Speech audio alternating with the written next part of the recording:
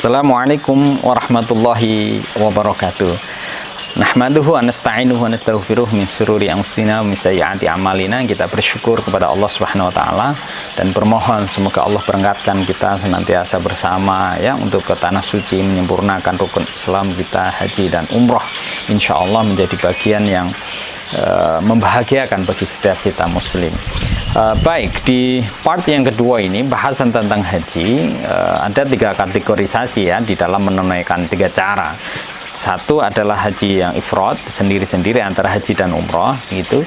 Lalu haji qiron, yakni haji dan umroh tersebut dilaksanakan bersama, dan ini yang kemudian kena denda.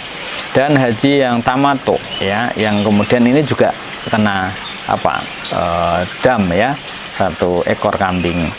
Nah, ketika kemudian kita membahas haji dan umroh, maka syarat rukunnya sudah sangat clear ya kemarin di bagian yang awal.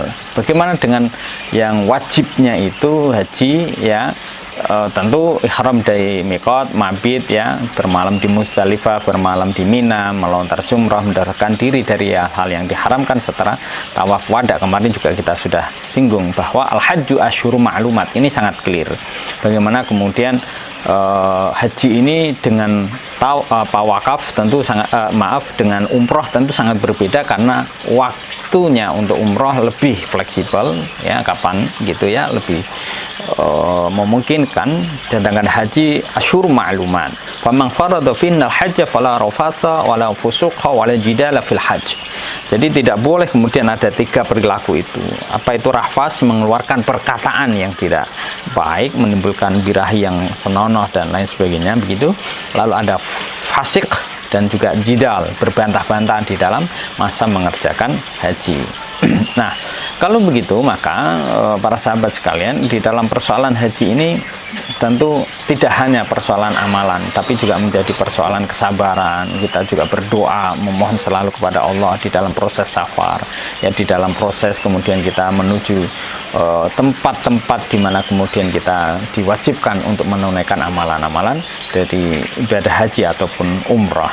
Nah, ketika kemudian kita melakukan ihram ya, kita tentu memakai baju ihram yang sudah sangat teratur ya. Mulai kemudian kita juga diatur bagaimana talbiyahnya dengan suara yang lantang, labbaik Allahumma labbaik labbaik la syarika lak labbaik innal hamda wan ni'mata laka wal mulk la syarika lak.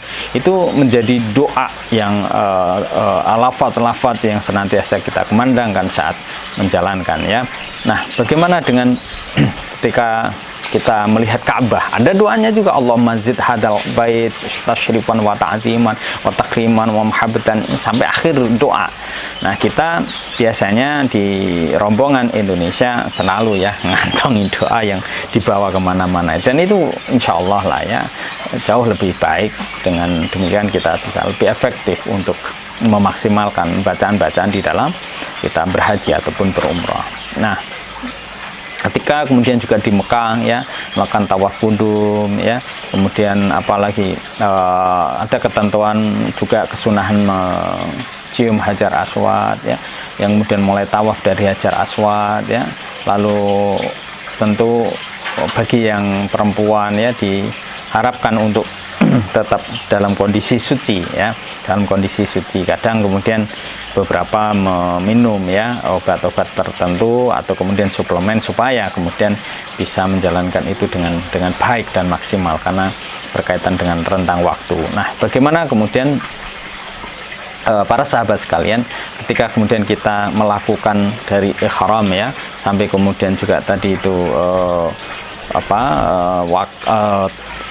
ihram ya, kemudian kita juga melakukan amalan wukuf, tawaf, semuanya dilakukan dengan ketentuan-ketentuan yang sudah ada. Selama tawaf tentu misalnya aturannya kita disunahkan untuk membaca tahmid tasbih, takbir, ya, tahlil, semuanya berdoa yang kemudian kita sedang merasa feeling sedang dekat dengan Allah Subhanahu wa taala. Subhanallah walhamdulillah wala ilaha illallah wallahu akbar la haula wala quwata illa billahil aliyil azim.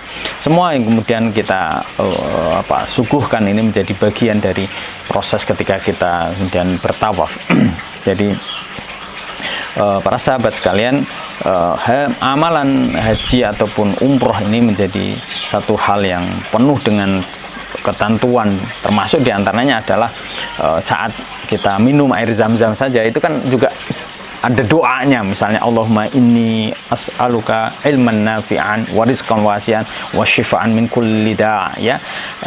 Ini diatur, diajarkan sedemikian rupa, termasuk apa? Ketika mendekat, ya, Hajar Aswad, ya, istilam, ya, dengan membaca misalnya bismillahirrahmanirrahim sumatal hajar ba'da rakatain. Jadi ini diatur demikian, dan betapa kemudian ketika kita memang mau melaksanakan haji umroh kan persiapannya lama, ya, termasuk aturan bagaimana kemudian kita bersa'i, berjalan bolak-balik 7 kali, ya, antara Safa dan Marwah. Ini menjadi menarik, kenapa? Karena amalan-amalan ini tentu hal-hal yang selalu dirindukan oleh setiap pribadi muslim. Bagaimana dengan sa'i baina Safa wal Marwah? Sampai di Marwah menghadap pada apa? Berdoa sebagaimana yang dilakukan di Safa. Dan juga demikian ketika berada di Safa, ya. Jalan biasa, lari-lari kecil, ya, di lembah yang kemudian sudah ada tanda-tanda, semuanya sudah ditandai, dan relatif kita semua juga ada pemandunya saat melakukan haji ataupun bahkan umroh, ada berbagai aturan yang kemudian kita lakukan juga tahallul, ya, baik saat umroh, ya, ataupun saat haji. Betapa kemudian kita juga dianjurkan untuk berdoa, misalnya Allahumma arham, ya, al-muhalliqin wal muqassirin, ya, kita semoga berharap kemudian diberkati, diberikan rahmat oleh Allah Subhanahu wa taala.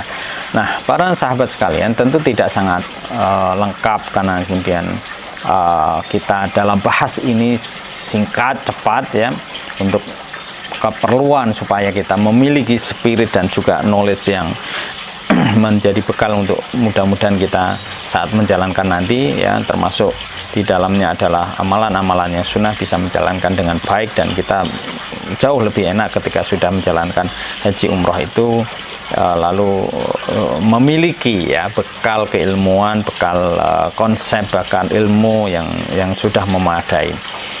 Oke. Nah, ketika kita ini berada di dalam persoalan haji dan umroh, tadi disinggung adanya ketidakbolehan yang fasik, ya, rofas, ya. Ini menjadi satu hal yang penting bagi kita. Haji itu berarti harus dipersiapkan lahir batin, ya. Kita tidak hanya persoalan kita mampu misalnya membayar dam, ya, misalnya mampu menyembelih kurban, mampu ke Mekah, tidak hanya sekedar itu, tetapi semua amalan-amalan ini sesungguhnya karena sempurnanya rukun Islam kita, maka juga sudah melalui tahapan sholatnya kita tertata dengan baik, puasanya kita juga sudah menjadi amalan yang bagus, begitu, ya, termasuk apa, puasa kita, sedekah zakat kita menjadi bagian yang mudah-mudahan sudah tuntas kita lakukan ketika kita akan menjalankan haji. Idealnya begitu, sehingga amalan haji ini yang penuh dengan modal yang besar, ya, meninggalkan keluarga, ya, kita berada di kota yang jauh dari negeri kita sendiri, itu kita memiliki bekal yang cukup. Dengan demikian maka para sahabat sekalian, mudah-mudahan kita semuanya diberikan kemurahan rezeki, Allah panggil kita menjadi tamu agungnya di sana.